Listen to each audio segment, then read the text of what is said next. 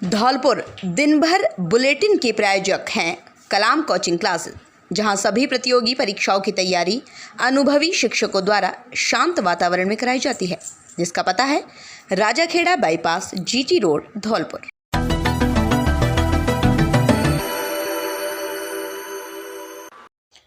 बदमाश और पुलिस के बीच हुई मुठभेड़, दोनों बदमाश गोली लगने से हुए घायल। जी हां, खबर धौलपुर से है, जहां जिले के राजाखेड़ा थाना इलाके के सामलियापुरा गांव के पास अपनी बहन का लगन टीका लेकर जा रहे भाई पर मोटरसाइकिल सवार दो हथियारबंद बदमाशों ने 2 दिसंबर की देर शाम को गोली मार दी। इसके बाद बदमाश घायली वक्त से 2 अंगूठी, सोने की चेन, 7 लाख रुपए से भरा बैग लेकर फरार हो गए थे। बदमाशों ने बस पर भी फायरिंग की थी, लेकिन 2 बदमाशों की बस में सवार लोगों ने पहचान कर पुलिस को सूचना दे दी थी, जिसके बाद बदमाशों को घेर लिया गया था। पुलिस से घिरा हुआ देख बदमाशों ने पुलिस टीम पर गोली चलाना शुरू कर दिया। बदमाशों की एक गोली मनिया पुलिस उपाधीक्षक दीपक खंडेलवाल को जा लगी, लेकिन बुलेट प्रूफ जैकेट पहने होने के कारण खंडेलवाल बच गए। खंडेलवाल ने जवाबी फायरिंग करते दोनों बदमाशों के पैर पर गोली मार दी। दोनों अपनी गिरफ्त में लेकर अस्पताल में भर्ती भी कराया। फिलहाल दोनों बदमाशों का पुलिस कस्टडी में उपचार चल रहा है, जो खतरे से बाहर हैं। पुलिस और बदमाशों की तरफ से करीब 25 राउंड गोलियां चली हैं। आपको बता दें, दिहोली थाना इलाके के हरकंद का पूरा गांव का रहने वाला ऋषिकेश पुत्र मुन्ना लाल अपनी बहन का लगन टीका लेकर अपने परिजनों ग्रामीणों के साथ उत्तर प्रदेश के फतेहाबाद कस्बे में जा रहा था, जिसके बाद ये पूरी घटना घटित हुई बताया जा रहा है। ऋषिकेश को पैर में घुटने के पास गोली मार दी बदमाशों ने, जिससे वो घायल होकर गिर गया मोटरसाइकिल से। इसके बाद बदमाश ऋषिकेश से 2 अंगूठी, सोने की चेन, 7 लाख रुपए से भरा बैग छीनकर आगे जा रही बस पर भी बदमाशों ने फायरिंग कर दी, जिसके बाद पुलिस को सूचना दी गई। बदमाशों की मोटरसाइकिल से मनिया थाना इलाके की तरफ भागने की सूचना मिलने पर पुलिस उपाधीक्षक दीपक खंडेलवाल पुलिस जाब्ता के साथ उनका पीछा किया। पुलिस उपाधीक्षक खंडेलवाल को एक गोली लगी, लेकिन बुलेट प्रूफ जैकेट पहना हुआ था। फिलहाल बदमाशों और पुलिस के बीच मुठभेड़ हुई, जिसमें बदमाश भी घायल हुए। पुलिस ने दोनों को पकड़ लिया, भर्ती कराया। फिलहाल बताया जा रहा है करीब 25 राउंड दोनों के बीच चली हैं। पुलिस ने बदमाश नीरज से 12 बोर की एक बंदूक, हिस्ट्री शीटर विष्णु भगत के पास से 315 बोर का देशी कट्टा और कारतूस बरामद किए हैं। एसपी धर्मेंद्र सिंह के मुताबिक बदमाश विष्णु इलाके का हिस्ट्री शीटर है। मामला पुरानी रंजिश के बताया जा रहा है। फिलहाल मामले की जाँच की जा रही है। ये मुठभेड़ कहाँ हुई है सर? कल लगभग शाम को 6 बजे राजाखेड़ा इलाके में भोला ठाकुर नाम का व्यक्ति था, जिसपे 2 लोगों ने फायरिंग की और उसके पैर में गोली लगी थी। और प्रारंभिक जानकारी में एक तो विष्णु भगत और एक नीरज जाट, ये 2 अपराधी उसमें आइडेंटिफाई हुए थे। उसमें से जो विष्णु भगत है वो दिहोली थाना क्षेत्र का हिस्ट्री शीटर था। इस पे पुलिस टीम तुरंत सीओ मनिया ने गठित की और सूचना मिली कि पहली रपट जो है उधर फरार होते हुए दिखा था। सीओ मनिया और एसएचओ दिहोली जाब्ते के साथ इसका पीछा कर रहे थे। तो मनिया थाना इलाके में इन्होंने पुलिस को देखकर बिचौला मोड़ पे पुलिस को देखकर इन्होंने फायरिंग की। सर बिचौला मोड़ पर फायरिंग की है सर? हाँ, बिचौला मोड़ जो है मनिया थाना क्षेत्र में, वहाँ पे इन्होंने पुलिस टीम पर फायर खोल दिया। पुलिस ने वार्निंग दिया 2 बार 3 बार, उसके बाद भी ये नहीं माने। उस दौरान कुछ गोली जो है सीओ मनिया के गाड़ी पे लगी है, सरकारी वाहन पे, और कुछ एसएचओ दिहोली के पास जो सरकारी वाहन है उस पर लगा है। और 1 राउंड सीओ मनिया ने जो बुलेट प्रूफ जैकेट पहन रखा था जी सर, उस पर लगा है। इसमें आत्मरक्षा में फिर पुलिस टीम ने जो जवाबी फायरिंग की तो दोनों अपराधियों के पैर में एक गोली लगी, जो अभी अस्पताल में भर्ती करा दिए गए हैं और इनका इलाज चल रहा है। और डॉक्टर्स अभी बता रहे हैं कि ये आउट ऑफ डेंजर है। सर फायरिंग का उद्देश्य क्या था लोगों को, आरोपियों का? कुछ आपसी रंजिश अभी प्रारंभिक जानकारी में आया है, उसको लेकर किया है। और इसमें जो विष्णु है उसके पूर्व में भी फायरिंग के प्रकरण है। आदतन अपराधी है, दिहोली थाने का हिस्ट्री शीटर है।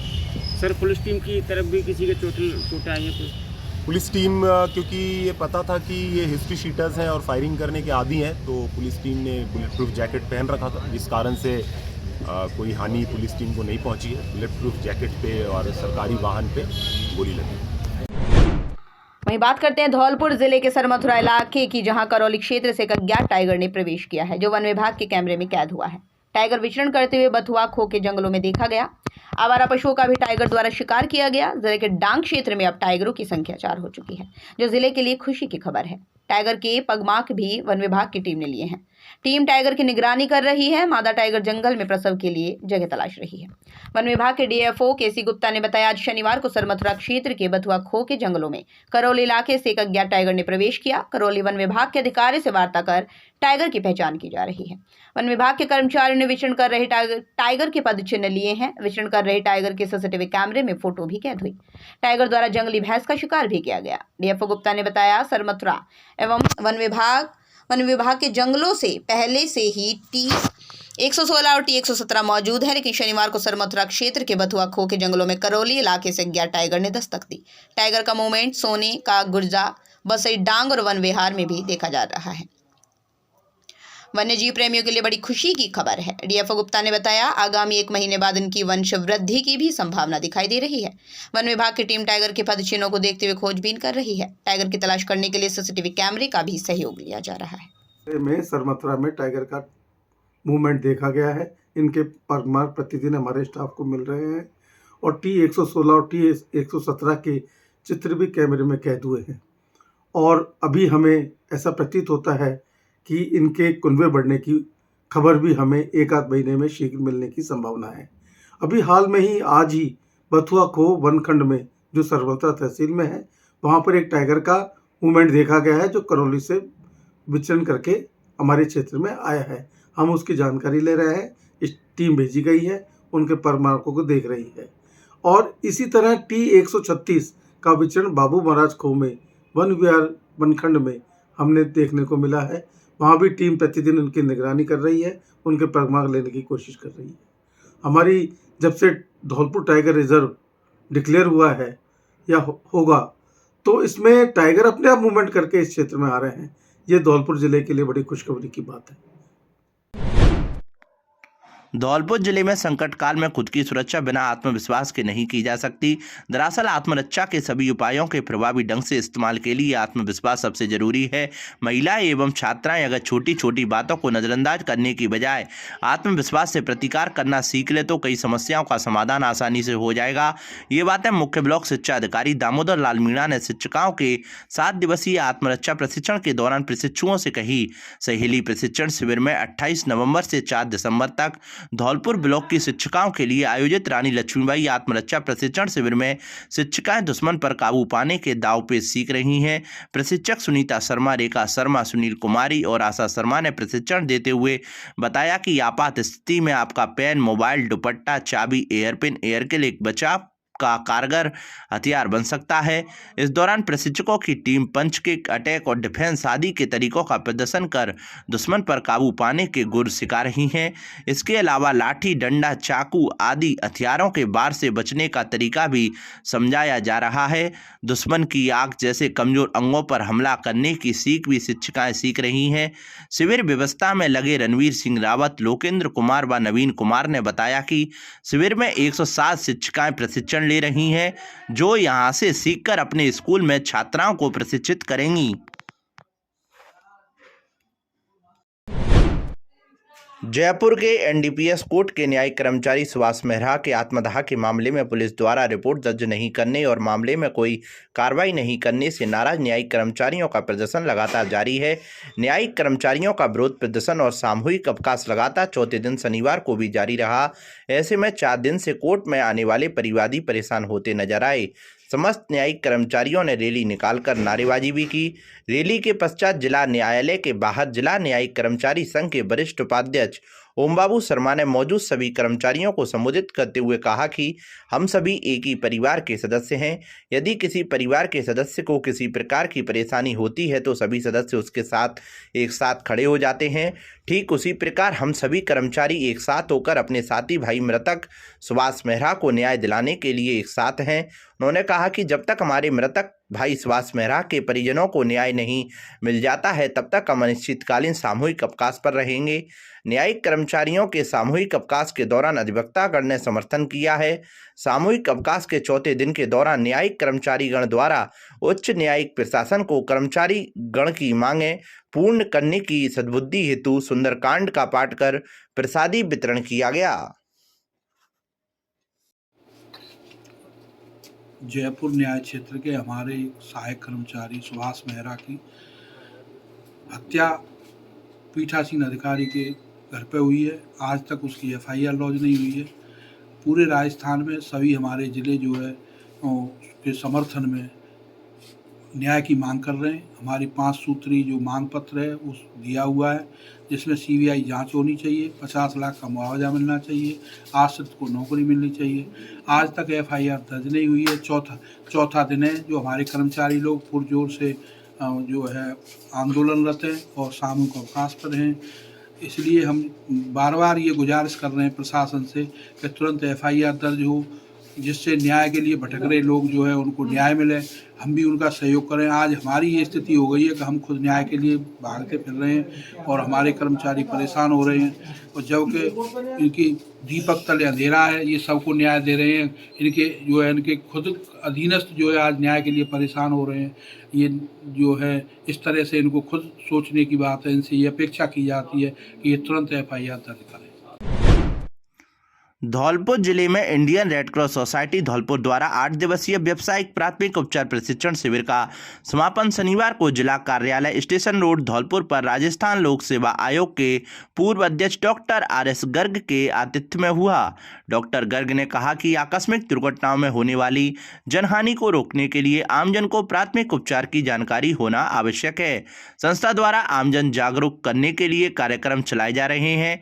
रेड क्रॉस के जिला उपाध्यक्ष रोयल सरीन एवं माहिर हसन रिजवी ने आधुनिकता की दौड़ में जनहानि को रोकने के लिए आमजन को फर्स्ट एड ट्रेनिंग की आवश्यकता पर जोर देने की बात कही है।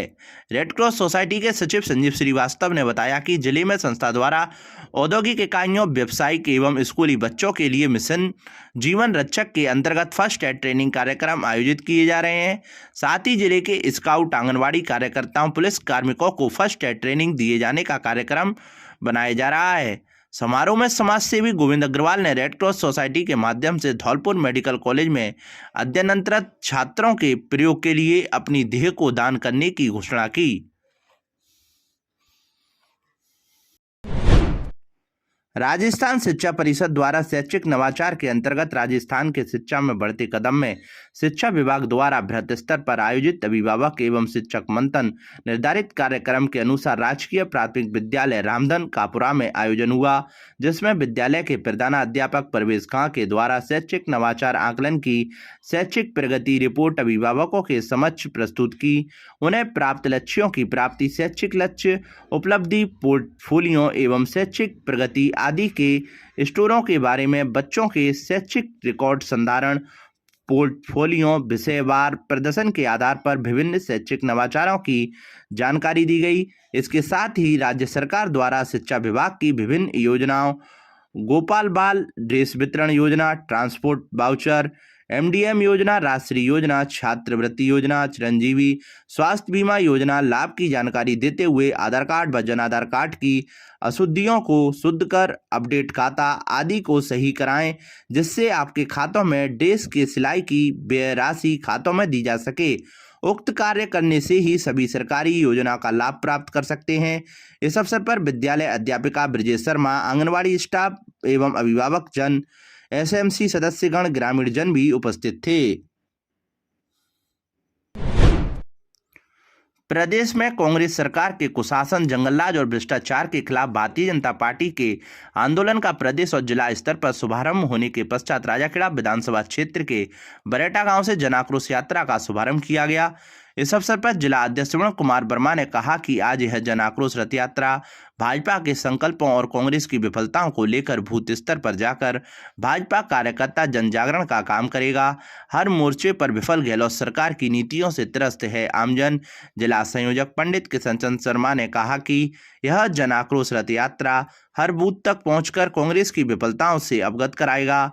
इसके मेगा प्लान को मूर्त रूप प्रदान करेगा।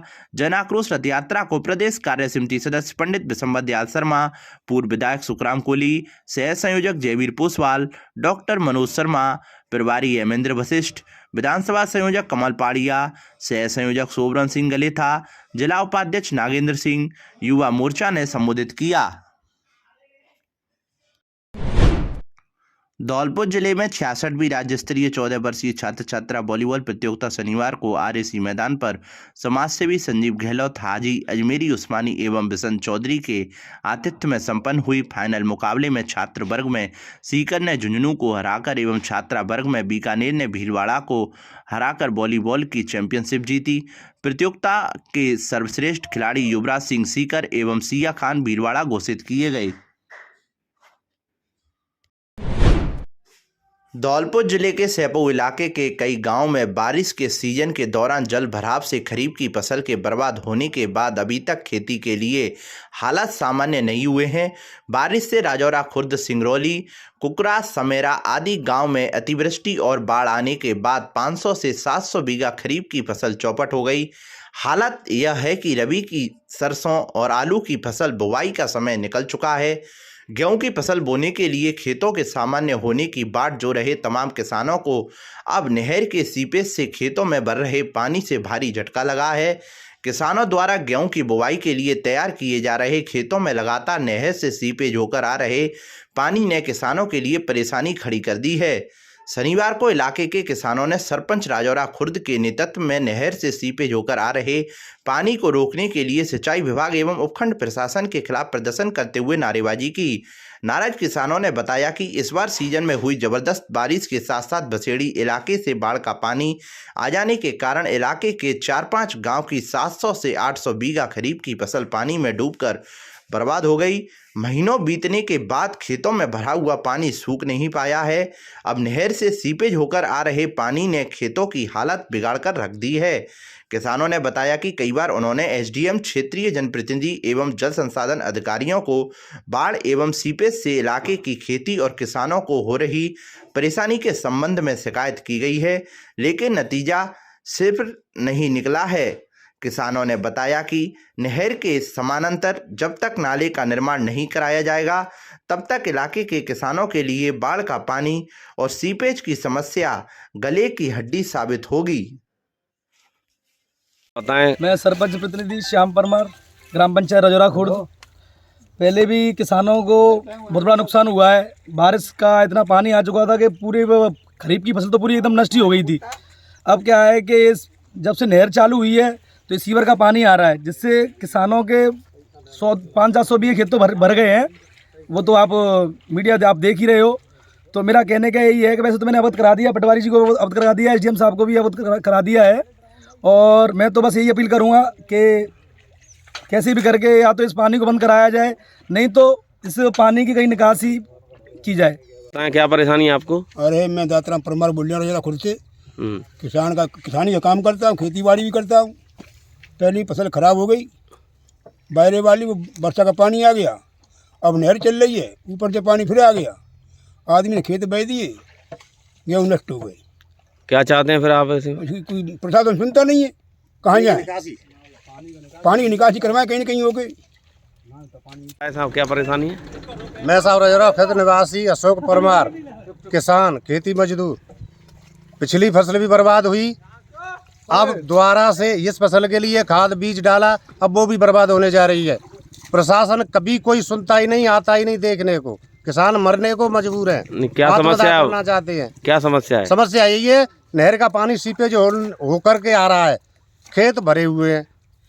पिछली फसल का मुआवजा भी तो कुछ नहीं है, कोई देखने नहीं है मुआवजा का होता है। बताएं। जिस गांव की इस एरिया की पोजीशन बहुत खराब है, पानी भर गया नहर का, या कलेक्टर या प्रशासन या एमएलए एमपी इसकी व्यवस्था करें, अन्यथा इधर वोट मांगने के लिए कोई नहीं आए।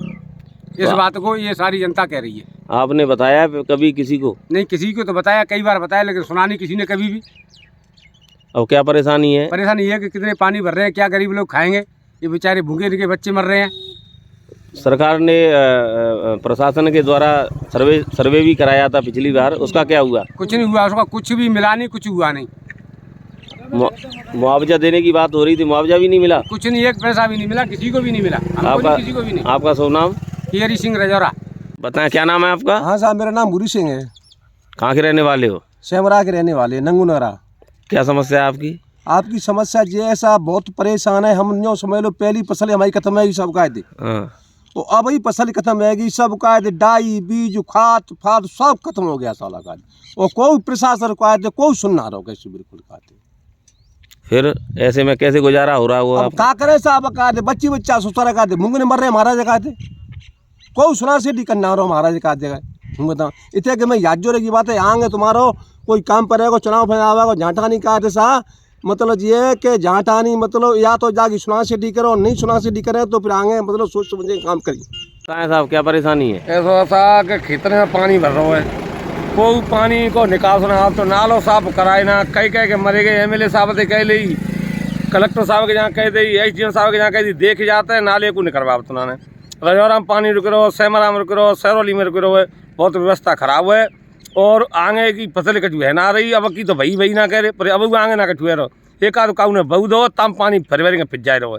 तो गेहूँ और भाई डाई बिचाई की वैसे फ्री में चलेगी, और किसान बिल्कुल भयभीत हैं साहब और परेशान है, और वोट मांगे का सका दुनिया आते है, सको न्याय मांगते हैं, और फिर अब कटू को सुनवाई है ना रही। आप बताएं क्या परेशानी है? मैं कुलदीप सिंह परमार, रजौरा खुर्द, सहपूर तहसील। बाजरे के समय पे बारिश हुई थी तो सारी बाजरे की फसल चौपट हो गई, उसके बाद नहर चालू हो गई है, सारे खेतों में पुनः पानी आ गया है। अब ये मान के चलो बीज डाल दिया, खाद डाल दिया, जुताई हो गई, सारा काम होने के बाद फिर पानी आ गया दोबारा से। फिर ये पानी निकासी के लिए किसी को कहा नहीं? पानी निकासी के लिए सरपंच साहब को बोला है, उन्होंने ऊपर जो भी विभाग है इसके उसको सूचना दे दी है, लेकिन अभी तक कोई कार्रवाई नहीं हुई है। आगे किसी को नहीं बताया? आगे सरपंच साहब ने बताया होगा, ज्ञापन दिए थे, एसडीएम साहब को सूचना भिजवाई है, तहसीलदार साहब को सूचना भिजवाई है, पटवारी जी को सूचना भिजवाई है, लेकिन अभी तक कोई भी अधिकारी यहाँ देखने के लिए नहीं आया। पानी नहीं निकल रहा है, आगे का नाला बंद कर दिया है, कोई निकासी की व्यवस्था नहीं है। प्रशासन से गुहार है, जल्द से जल्द नाला निकलवाएं, जिससे किसानों की फसल दोबारा बोके या मान लो कैसे भी व्यवस्था। धौलपुर जिले में आज दिनांक 3/12/2022 को अखिल भारतीय विद्यार्थी परिषद पीजी कॉलेज इकाई के द्वारा महाराणा प्रताप सदन में आज भारत के द्वारा 1 वर्ष के लिए G20 की अध्यक्षता प्राप्त करने पर सभी कॉलेज के छात्रों एवं देशवासियों को शुभकामनाएं प्रेषित की। इस मौके पर जयपुर प्रांत के निजी विश्वविद्यालय प्रांत संयोजक अभिनव सिंह ने बताया, विश्व के प्रभावी और अत्यंत सामर्थ्यवान समूह के नेतृत्व में क्रम में आर्थिक प्रशासन पर सरागर वित्त चर्चा के साथ भारतीय जीवन मूल्यों, विविधतापूर्ण संस्कृति सहित देश के अन्य सकारात्मक विषयों को वैश्विक प्रभाव वाले इस मंच के माध्यम से प्रेषित किया जाना चाहिए। भारत की युवा आबादी विश्व की अनेक समस्याओं को हल करने में प्रमुख भूमिका का निर्वहन कर सकती है। G20 की अध्यक्षता के माध्यम से भारत को भावी पीढ़ी के लिए धरती तथा उसके संसाधनों को बचाने, पर्यावरण सुरक्षा, ऊर्जा सुरक्षा तथा वैश्विक शांति के विषय को प्रमुखता से उठाना चाहिए। इस मौके पर पीजी कॉलेज इकाई अध्यक्ष विकास अग्रवाल ने कहा कि अवापी देश भर के विभिन्न प्रमुख शैक्षणिक संस्थानों में छात्रों के साथ G20 की भारत द्वारा अध्यक्षता करने के क्रम में संवाद कर रही है। हम आशा करते हैं कि इस मंच से G20 से संबंध विषयों पर भारतीय युवाओं के मतों को प्रमुखता से स्थान मिलेगा। विश्व की शांति, सबसे कल्याण तथा वैश्विक परिवार की अवधारणा भारत में प्राचीन समय से रही है। विश्वास है इन मूल्यों को G20 के आयोजन के क्रम में वैश्विक समुदाय जान समझाकर आत्मसात करेगा। इस मौके पर अभिनव सिंह प्रांत निजी विश्वविद्यालय संयोजक, धीरेन्द्र कुशवाहा जिला कार्य समिति सदस्य, विकास अग्रवाल पीजी कॉलेज इकाई अध्यक्ष, नीरज शर्मा इकाई सचिव, आकाश बघेल, अंकित नागर विद्यालय सह प्रमुख, सुमित कांदिल सोशल मीडिया संयोजक, चिंटू कुशवाहा सोशल मीडिया सह संयोजक, जतिन बंसल, योगेश मीणा, रविंद्र लहरी, गगन अग्रवाल, तुषार अग्रवाल, आकाश दिवाकर, सनी माहौर, जीतू कुशवाहा, प्रदीप शेखर, साहिल खान, कार्तिक मुदगल, निखिल, ध्रुव, रोहित, चतुर सिंह गौतम, लीलाधर आदि कार्यकर्ता मौजूद रहे। आज अखिल भारतीय विद्यार्थी परिषद पीजी कॉलेज इकाई धौलपुर द्वारा G20 सम्मेलन में भारत को अध्यक्षता मिली है उसके लिए हार्दिक स्वागत एवं अभिनंदन किया है। हम भारत देश और पूरा विश्व इस समय आर्थिक मंदी से गुजर रहा है, फिर भी ऐसे माहौल में भारत को जो G20 सम्मेलन में अध्यक्षता का मिली है उसके लिए हार्दिक स्वागत एवं अभिनंदन करते हैं। धन्यवाद। आज अखिल भारतीय विद्यार्थी परिषद के द्वारा पीजी कॉलेज धौलपुर में भारत जो G20 में उसकी अध्यक्षता करने का भारत को मौका मिला है, भारत उसको लेकर के ABVP ने उसका स्वागत एवं अभिनंदन किया है। हाल ही में ABVP का राष्ट्रीय अधिवेशन होकर के जयपुर में गया, उसमें यह प्रस्ताव भी पारित हुआ और संपूर्ण विश्व ऐसी स्थिति में भारत को यह अध्यक्षता करने का मौका मिला है जिस दौर से पूरा विश्व कोरोना महामारी से, आर्थिक मंदी, ऐसी बड़ी समस्याओं और चुनौतीपूर्ण समस्याओं से गुजर रहा था। ऐसे में भी भारत को यह अध्यक्षता करने का मौका मिला है। हम सब भारतवासियों के लिए गौरव का क्षण है और मुझे लगता है कि प्रत्येक युवा इसको लेकर के अभिभूत है। उसी के निमित्त आज पीजी कॉलेज धौलपुर के छात्रों ने एकत्रित होकर के G20 में भारत शामिल तो है और उसकी अध्यक्षता करने का भारत को जो मौका मिला है वो सबके लिए गौरवपूर्ण था। उसको लेकर के सभी ने उसका आभार और अभिनंदन प्रकट किया है। धन्यवाद।